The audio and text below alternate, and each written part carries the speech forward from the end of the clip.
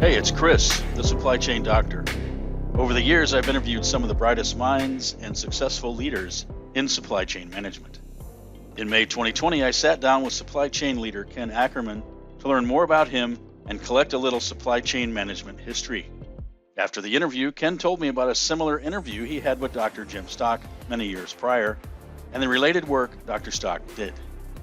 In November 2020, I was able to catch up with Dr. Stock to learn more about him and his work. As an academic in the world of transportation, logistics, and what we now call supply chain management, Jim was well connected to many of the original academic thought leaders in the space. Jim did interviews with many of these thought leaders and shared them with me. The list includes Ken Ackerman, Don Bowersox, James Haskett, Bud Lalonde, John Langley Jr., Tom Menser, Tom Speh, and Daniel Wren. To carry on the great work started by Dr. Jim Stock, I am dusting off these interviews and bringing them to you to help you get a better understanding of supply chain management and become a more effective supply chain professional. You've been teaching 35 plus years. What do you think your most significant accomplishment has been as a teacher? The ability to motivate others to be interested in the field and get them excited about it and wanting to learn more about it. And I think that's the greatest accomplishment, because I still talk to students that I had 35 years ago, and they still tell me that I had an impact on them choosing that career. In fact, this Saturday I'm going to a review of the Navy ROTC, and they're going to make an award to a student I had in 1968 who wrote me a letter and said that he still uses a lot of the ideas that I taught him in his military life. Now, on the research side, what would you say is the most significant thing, which could be textbooks, articles, research studies, anything of that sort? Well, this is kind of strange, and most academics wouldn't point to this, but in the early 90s, I got involved with some folks in the business world who had a major problem, and that was they were third-party warehouse people. Had a difficult time working with customers and trying to understand warehouse costs. So I spent 2 years developing, for want of a better term, a warehouse cost model, which is fairly simple, but took a long time to put together. And the whole purpose of that was to be able to sit down and talk apples to apples when you're looking at what is a cost to run a warehouse for craft versus if a third party's going to run that. And we created an Excel spreadsheet model that allowed people to do that with a lot of prescription behind it. This is 17 years later. That model is still used. I still get requests for it. We've given away over 12,000 copies of it. It's used all over the world. So that's probably a very simple thing, but yet it's probably my most significant accomplishment that way. We'll get back to some of your research after a bit, but as you look at your entire career, this 35 plus years, what regrets do you have? Anything you wish you could have done or could have done better or more? Something you could have explored that you did not? Not really. It was a great ride. So you're pretty happy with what you were able to achieve in those 35 years? Yep, especially for a kid in high school who didn't know a textbook from a pencil. Now, when you look at your career in total, you've mentioned some people had influence, some mentors. Who of all of those probably would be the single most significant person in your career? Could be as an academic, could be as a student, any of those. Probably the one who had the most impact on me was a finance professor I had who's recently passed away, Bruce Olson, just because of the way he interacted with students and his ability to create just this excitement in a classroom over the subject matter, which for the most part was very challenging. Now, you mentioned early in our conversation the impact your father had in terms of how you approached life.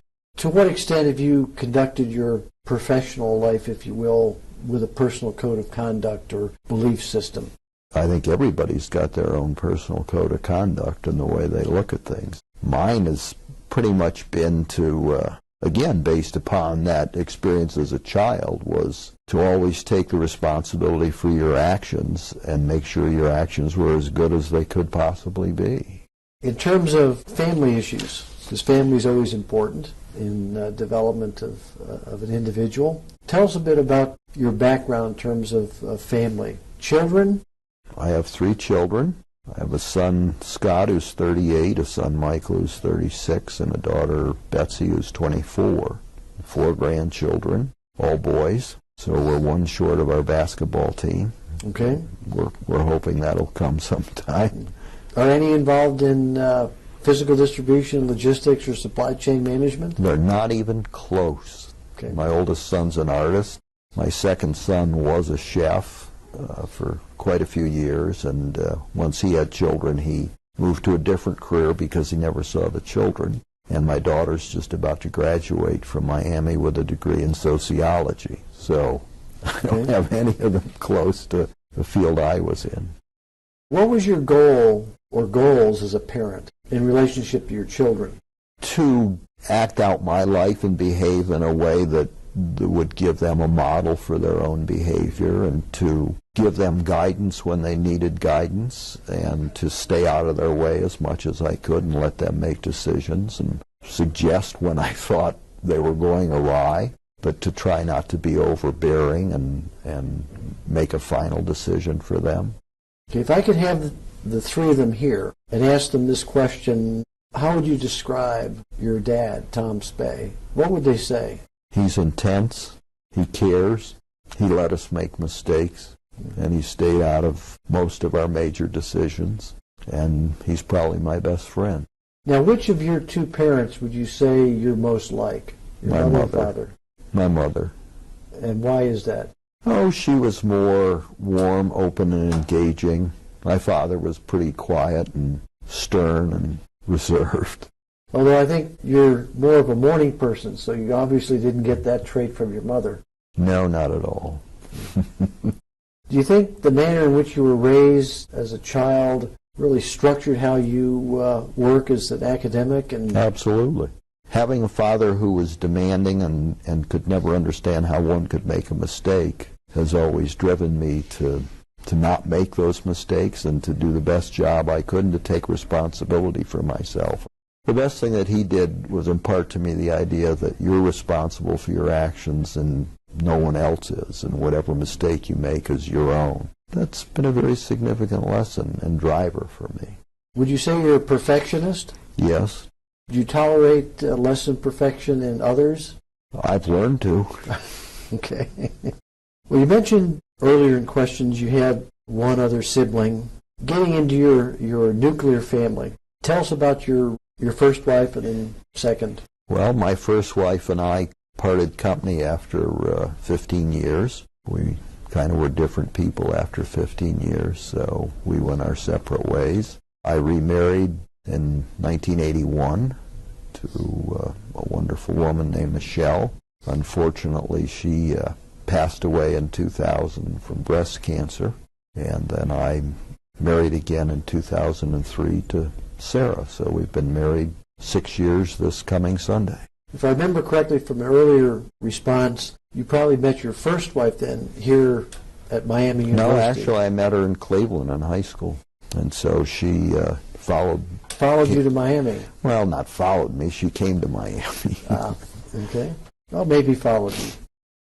Anything about your family that you think is significant or unusual?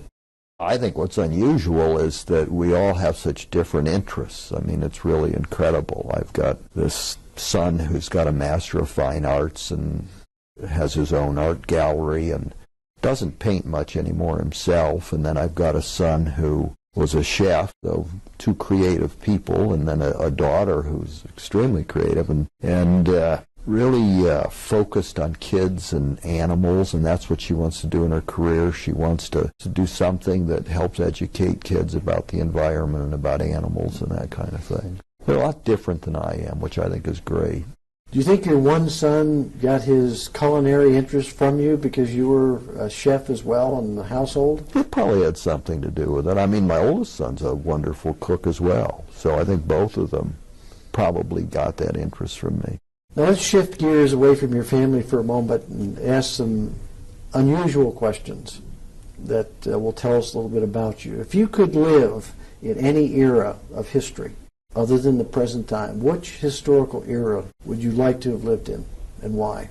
I think I would have enjoyed living in the late 1800s just because that was a time when things were booming and business was really taking off and there was all kinds of opportunities, and I think it would have been great to rub elbows with some of the robber barons and the people that were running the railroads, and given that I've been in logistics all my life, that would have been a real kick.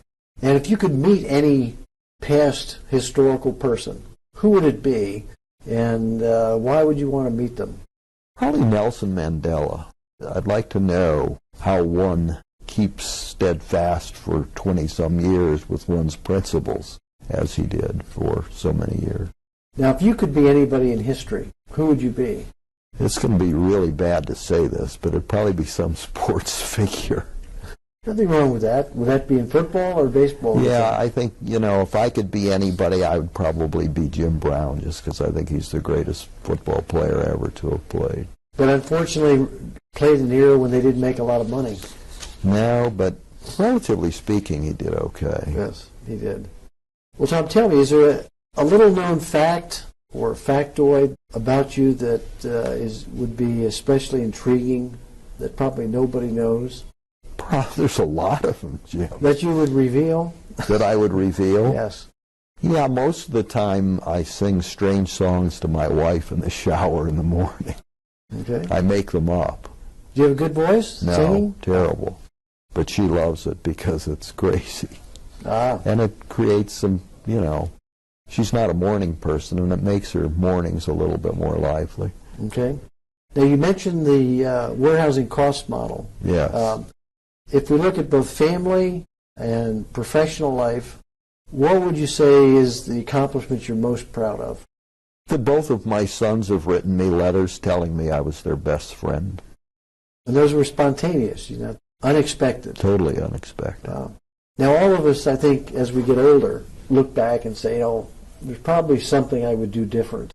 As you look back, are there any things you would have done differently? Yeah, there's some situations that I was in that I would totally do differently, that I feel I didn't do the right thing. More on the professional side? No, more on the personal side. Professionally, there were some times when I was department chair where I responded to individuals in a way that I wished I hadn't when I lost my temper, and I would like to take those back. Just to follow up on that, many academics choose not to do administrative tasks. What motivated you to get involved in administration, at least partially, in your career? Goes back to the issue you raised before about family influence, and it was my father's feeling that one kind of took one for the team and one was responsible for doing what needed to be done, and I was in a situation where we needed a strong leader in the department and no one else would do it. I stepped up to the plate. And you were department chair more than one term, weren't you? Yes, twice. Once for 5 years and once for a year, and then from that 1 year into being associate dean. And which of those administrative positions did you like the least? None of them were good. None of them were good. Okay. But you took Probably one the for department chair would be the least. I mean, it's just such a challenging job. None of us know when our life will end, but if we were doing a memorial service for Tom Speh, what do you think people would say about you as they remembered you? They would probably put on my tombstone, to be crude, he gave a shit. Why would they say that? Because I did. I cared about what I did and about what an organization was all about and trying to do it right. Now that you're in the latter part of your career, you're still active and busy in a variety of things, but what do you do in your spare time that you have, even though it's small? Well, we've already discussed that I really enjoy. I've been known to visit a casino now and then. That's one of my passions, so I have a good time doing that. If I had more time, I like to build things. I mean, I like to do things with my hands and construct them, but I don't have the time to do it. Where would you have gotten that interest? How would that have developed? Well, my father was an engineer, and he could build or put together about anything, and I think I got that from him. What are some of the main lessons you've learned in your lifetime that you'd like to pass on?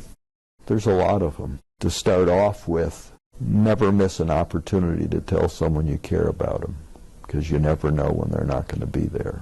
I think that's very important. And I also think that it's important to do things that you've really had as a dream in your life, but just never taken the time to do them. I think too many of us get caught up in life without doing those things that are really meaningful to us. Don't bluff unless you're willing to take the consequences. Learned that lesson several times. Is that also a good lesson for the casino? Yeah. So, place and role do you think ethics and religion have in Tom Speh's life? Religion, not much. I'm not very religious. Ethics, very important. I think I have high standards in terms of the way I conduct myself. You were a PhD student in the 70s. A lot has changed since then. Now, I know Miami University does not have a PhD program, but if you were presenting to some PhD students now, what would you tell them? What advice would you give them going into the marketplace? I would say that early in your career, get into the pattern of being productive. And that's both in the classroom and research. And learn as much as you can from the people that are teaching you, that have the knowledge and the skill base, so that you can take and use that when you get into the career. I've seen so many people come out and they just get all tangled up in things that they shouldn't be tangled up in. And I think you've got to hit the ground running when you come out of that PhD program, and you've got to rely on those people that you really learn from and take that and be productive as possible for the first 5 years of your career. The most people that I've seen failed because it took them forever to be productive. And they were not focused. They seemed to forget what they'd been taught. I think it's just absolutely critical to come out of the chute fast. Probably even more so today than when you and I were much doctoral more students. So, yeah, because I think the bar's been raised. 1970s versus new millennium, 2009, 2010. What are the big differences that you see for an academic then versus now? Back then, the bar was not nearly as high. I mean, I think that academics did not have, at least in our field, I don't think the expectations for quality or overall productivity research-wise, to be a total player, I mean, be good in the classroom, be good at service, be good at research, I don't think the bar was nearly as high back when we started in the 70s as it is now. I think the bar gets raised year after year after year, and I think it's a lot higher now. It's a very big challenge, particularly emotionally for a lot of people when they come out. Now, a lot of your career was during the time when marketing and physical distribution / logistics were not as integrated as they seem to be becoming now with supply chain management. How do you bridge that gap? Because you were a marketing professor with logistics and supply chain interests. How did you marry those two together? Well, to me, it just came naturally. I mean, I could see you couldn't be effective in marketing unless you had the logistics backing, and you couldn't be effective in logistics unless marketing understood what you were doing and you had some kind of cooperation. I just think those of us that came from the logistics side, even though we were in marketing, understood the whole picture better than most people that were just focused on marketing. Do you think that sort of practical orientation that logisticians have is different than what most pure marketing people have? Absolutely, because it lends itself to being more practical. It's the nature of the discipline, because a lot of times you're talking and working with things that are measurable, concrete, you can see them, feel them, whereas a lot of the things in marketing are emotional and they're hard to measure and they deal with behavior, which again is difficult to deal with. In logistics, we're dealing with hard and fast things many times. As an academic, you got involved early in your career in writing an industrial marketing management text. How did that come about?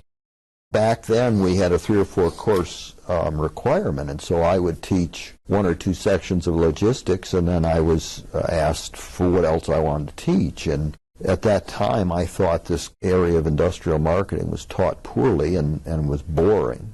So I got into that, and a colleague and I here at Miami decided, there just wasn't a really good textbook. So in 1980, we launched into a textbook on industrial marketing simply because we didn't see much there to work with in the classroom. And that was with Michael Hutt? Yes. Yes. And that's now in his 10th edition? We just came out with the 10th edition a couple of months ago. Now, why did you ever write a logistics book? You want to be honest, teaching at Miami University that at the time didn't have a logistics degree, and you look at, well, where's a logistics book used? Well, the major users are the big logistics schools, Penn State, Michigan State, Ohio State, Tennessee, Arizona, Maryland, etc. All of those places had people that wrote textbooks. Did I think they were going to use my textbook over theirs? No. Okay. So I never got into that area. I was pretty practical. I must have been asked by our publisher that published the Industrial Marketing Now Business to Business text 25 times to do a logistics book, and I always refused. Looking back, do you think you should have done one? Sort of wish I had tried it now, yeah. And what do you think would have been the uniqueness of that book if you had written it? Probably it would have reflected the way I teach the course, which is trying to get engagement of the students and so forth, and probably would have had a lot of materials, supplementary and so forth, that would go with it, which I think a lot of logistics textbooks lacked 15, 20 years ago. I mean, they were just a book and there wasn't much else with it. So I think it might have been more student-oriented and more involving. Now, as you see the profession today, we've moved beyond physical distribution into logistics and now supply chain management, and while they're not the same, it's much more expansive today. What do you view as the really significant issues in supply chain management that need to be addressed? Well, I think the underlying premise of supply chain management is what needs to be addressed, and that is that it's a integrated, comprehensive, basically look at a business and the relationship with everybody else in that whole value chain. And I don't think we've addressed how we bring all those things together and integrate them. And I think we in supply chain can talk about that, but I don't think the people in many of the other areas are listening to us yet. If you go into a business and talk to the sales and the marketing people, I'm not sure that they get the picture that we do of a supply chain, and that's to me what the central issues are now. I mean, we've got the tools, we've got the IT, we've got the infrastructure and so forth. What we don't have is an understanding, I think, by the other functional areas that they're part of this. Do you think part of that is a lack of understanding of what supply chain management is? Yes. Or even seeing that they're part of it. I mean, I think we get so caught up in our own functional area that it's very hard to do that. I think it's very hard for a salesperson or a marketing person or a finance person to think that they're a supply chain person, even though they're part and parcel of it. There's an article coming out in a special issue of the Journal of Academy of Marketing Science on supply chain management that indicates that since the year 2000, there have been over 160 different definitions of supply chain management. Why do you think there's such a divergence of viewpoints on what it is? Because it's so big. When you think about most disciplines, they're pretty well defined. I mean, they're pretty focused.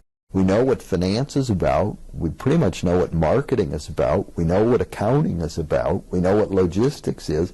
But then someone throws out this idea of supply chain, of this overarching, we've got all these different functional areas working together and integrated from cradle to grave. I mean, that's a whole different animal, an entirely different way of thinking. And it gets people out of their comfort zone because they can't comprehend it because they're so focused on their main functional area. So I find that as surprising at all. I'd be surprised if it were the other way.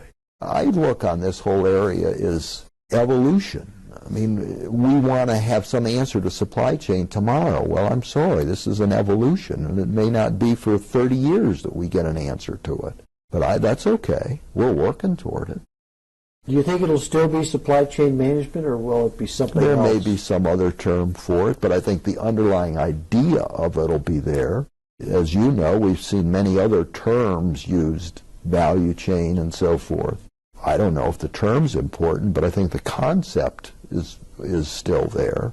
Now, from an academic perspective, can we ever develop supply chain theory if we don't have definitions and constructs defined specifically? Well, yeah, but it's going to take time, and that's my whole point. I think that we're rushing things, and we want to have something tomorrow. And I think it's going to take many, many, many years of research, of creating constructs, of bringing in the other discipline and borrowing those constructs and putting it together. I mean, I see a lot of attempts that people are making to try to create some theory about communication across the supply chain and interactions and so forth and so on.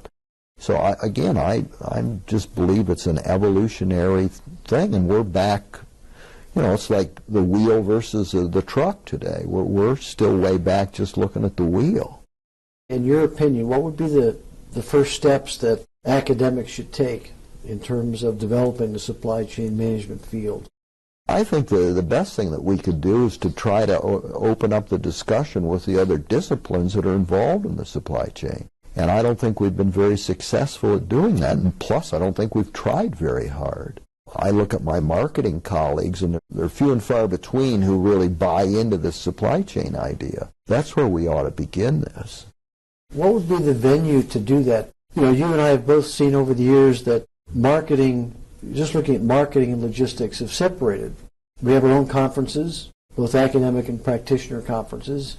There's very little overlap between marketing and logistics in a professional sense in terms of meetings.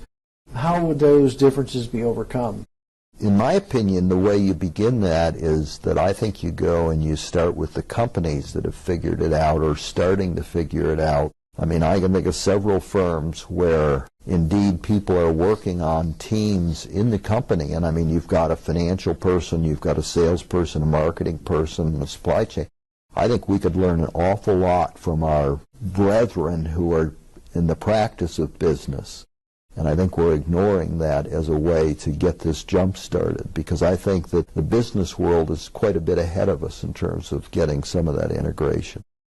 So in this particular instance with supply chain management, the business sector, the private sector, is leading edge. The academic sector is lagging edge. That's what I believe in terms of understanding the supply chain idea and actually actualizing or implementing it. And I think we could learn something from studying those people and studying those companies and understanding that, and then maybe that's where we formulate our constructs and our theories.